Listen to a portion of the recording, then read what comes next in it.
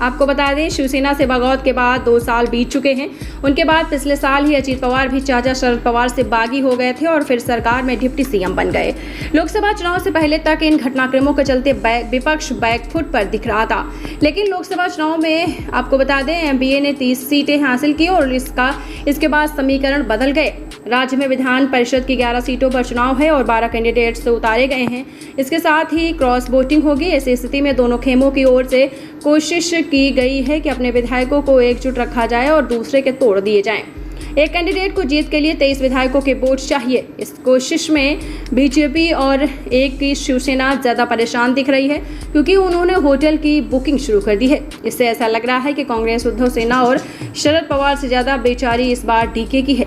हालांकि इसकी वजह यह है कि केंद्र के पास ज्यादा विधायक हैं। उद्धव ठाकरे और शरद पवार के पास तो अब 11 दर्जन विधायक ही बचे हैं।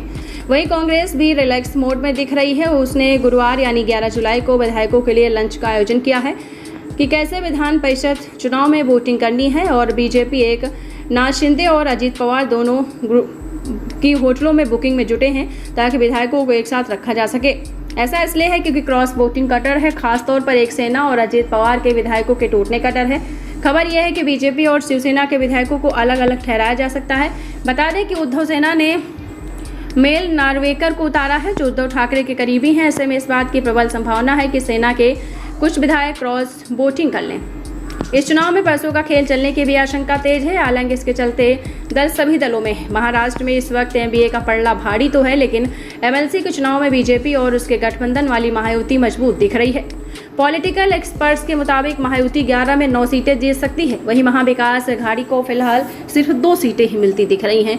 हालांकि नए बदले सियासी समीकरणों के चलते कहा जा रहा है कि संजय गोट वाली शिवसेना और अजीत पवार वाली एनसीपी के कुछ विधायक पाला बदल सकते हैं। ऐसे में चुनाव में अगर क्रॉस वोटिंग हुई तो महाविकास अघाड़ी को इसका फायदा मिल सकता है। ये फायदा कितना होगा ये देखना अभी बाकी है, लेकिन इस चुनाव के नतीजों का असर महाराष्ट्र के विधानसभा चुनाव पर भी देखने को जरूर मिलेगा।